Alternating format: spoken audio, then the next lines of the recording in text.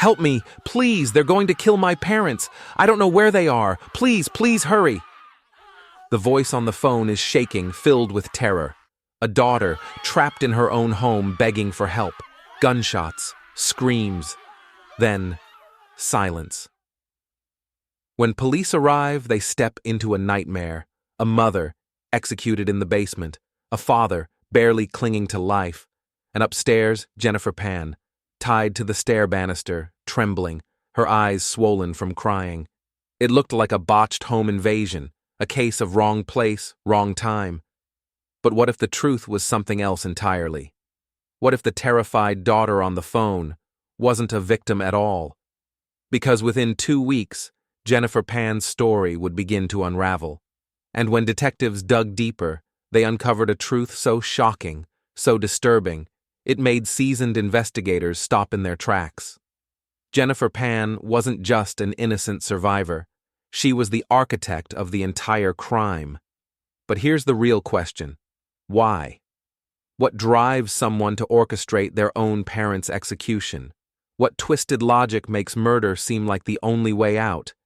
And how does a once promising straight-A student, the daughter of hard-working immigrants, become a cold, calculating killer? This is not just a story of murder. It's a story of deception, obsession, and a descent into pure evil. And trust me, by the time you hear the full story, you'll be left asking yourself one terrifying question. How well do we really know the people closest to us? Before we dive in, welcome to The Evil Psyche, where we unravel the darkest minds behind the most chilling crimes.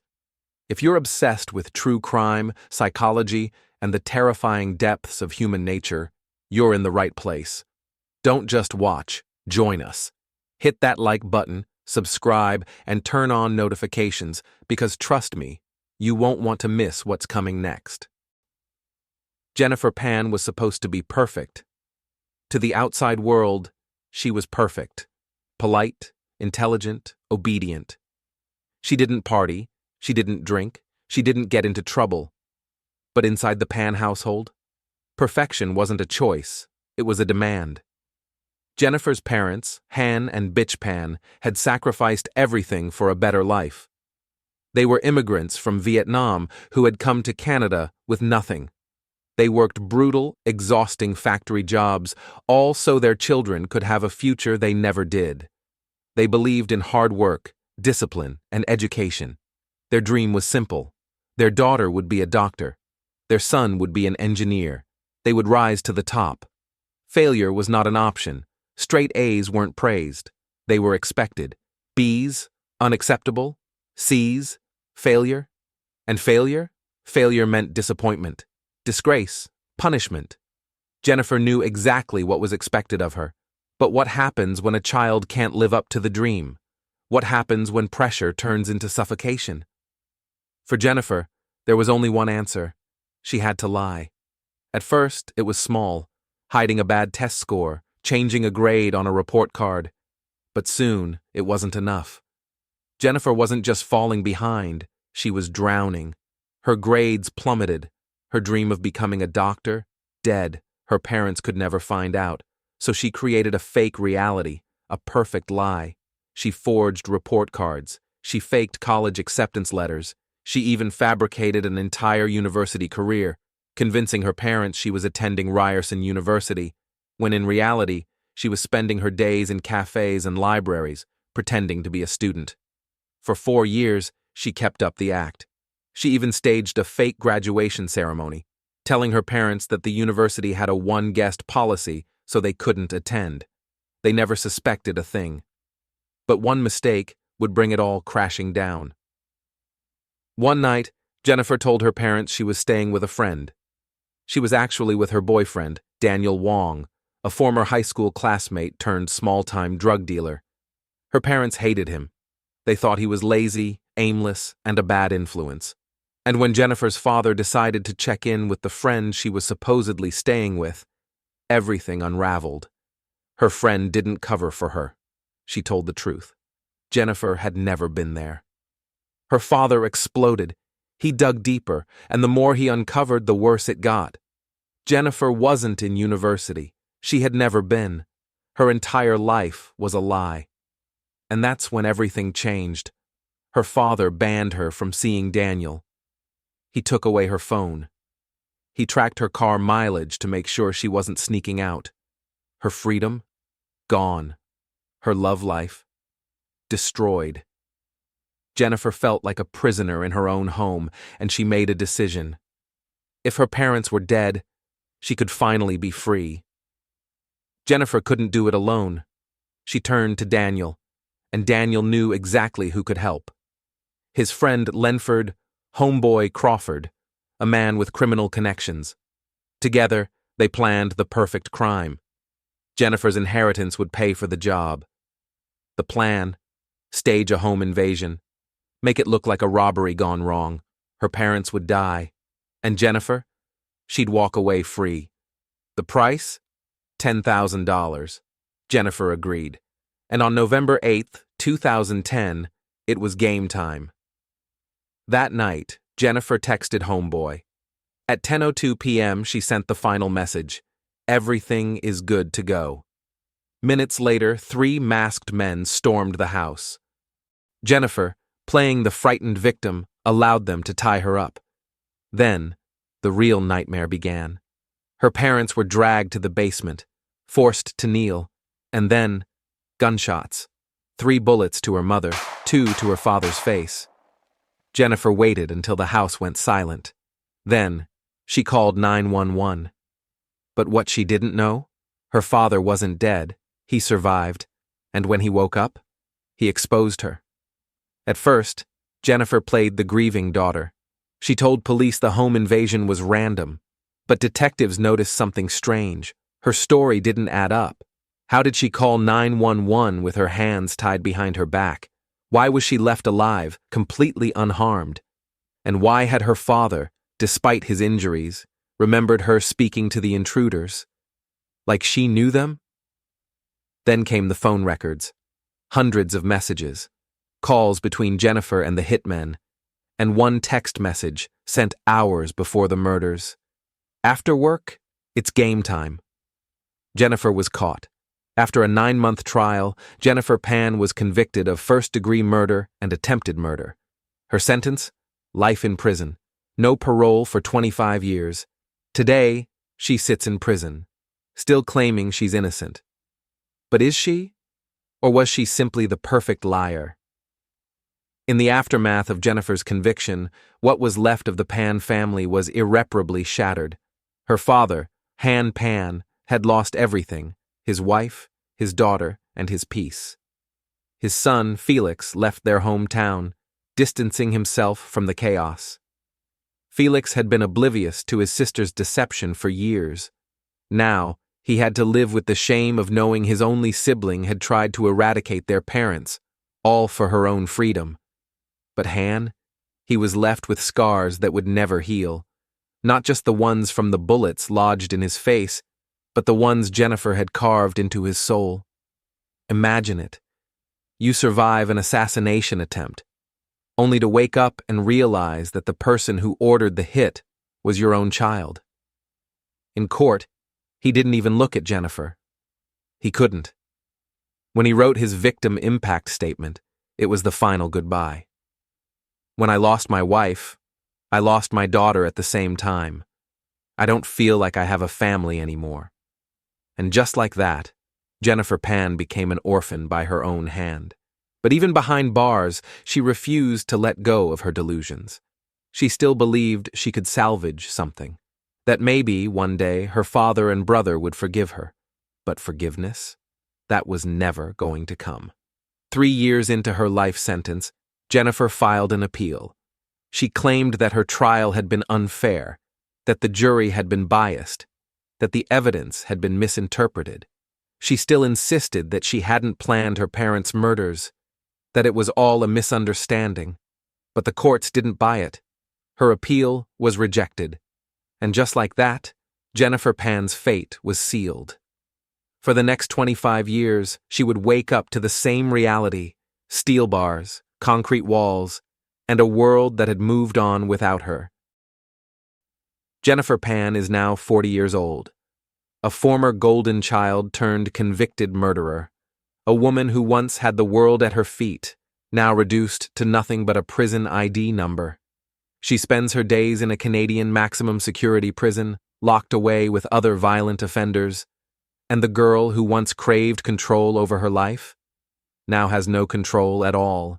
Everything is dictated by the system. What time she wakes up, what she eats, who she speaks to. Her parents used to run her life. Now the prison warden does. Ironically, she's more trapped than ever. And the boy she did it all for, Daniel Wong, the supposed love of her life, he's serving a life sentence too.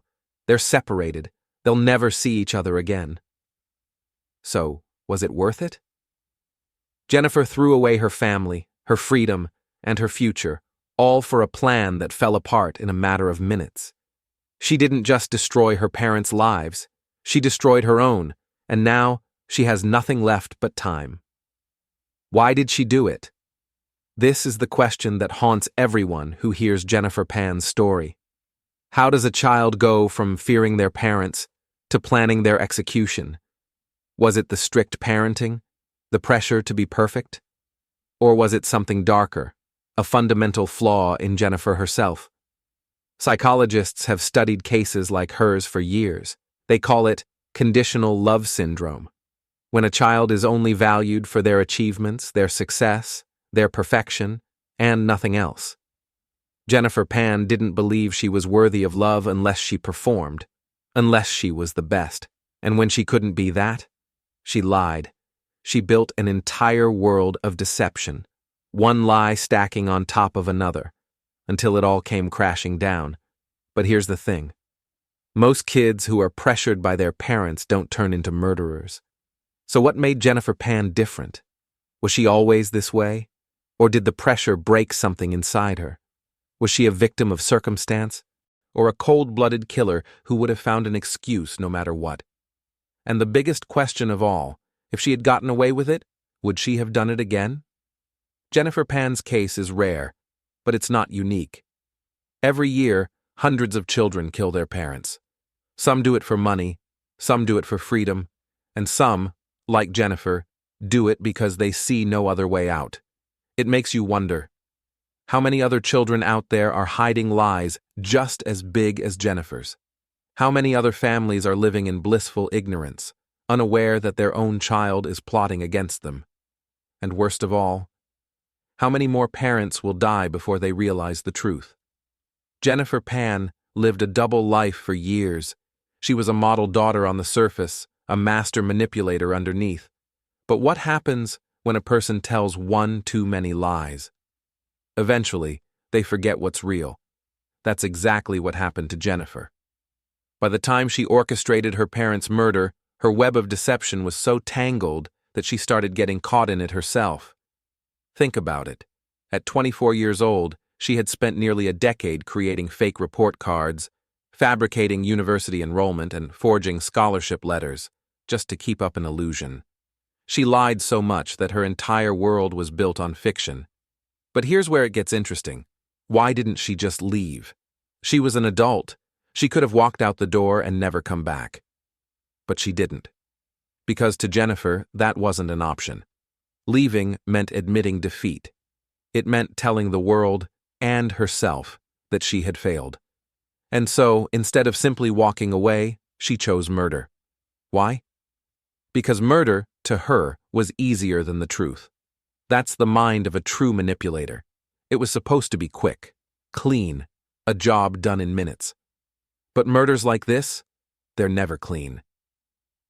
Jennifer had left her front door unlocked, as planned.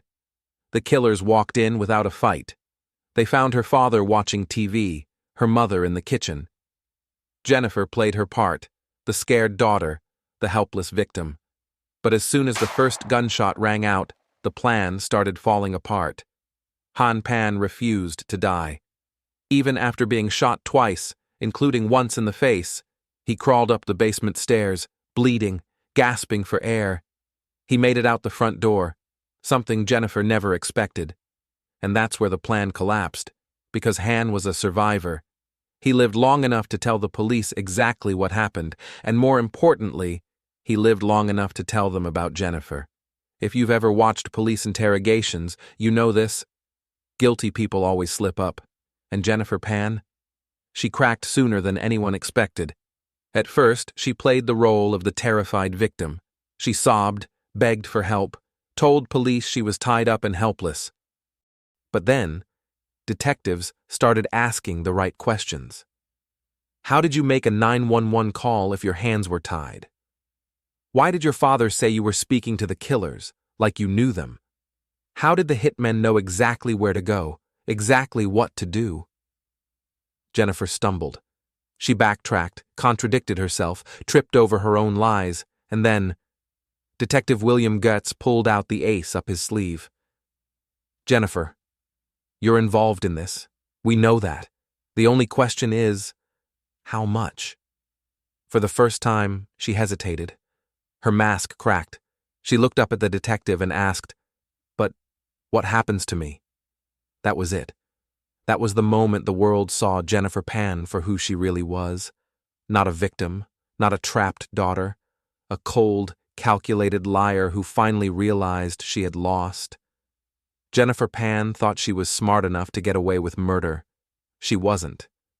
In the end, it took detectives just 14 days to go from seeing her as a victim to their #1 suspect. Her trial lasted 9 months. The evidence against her? 700,000 text messages analyzed, hundreds of hours of phone calls, bank records, forensic evidence. It all led to one undeniable truth. Jennifer Pan was guilty. The jury didn't hesitate. The courtroom was silent as the sentence was read. Jennifer didn't cry. She didn't scream. She just sat there. Because in that moment, she finally understood. This wasn't another lie she could cover up. This wasn't another story she could twist. This was her reality, and she would never escape it. So now, we're left with one final question. One that lingers in the minds of everyone who hears Jennifer Pan's story. If she had gotten away with it, would she have done it again? Would she have lied her way through life, pretending to be the perfect daughter, while knowing she was a killer underneath? Or was she always going to get caught? Was it fate, or just inevitable? And the scariest question of all, how many more Jennifer Pans are out there? How many more children are secretly plotting? And how many parents will never see it coming?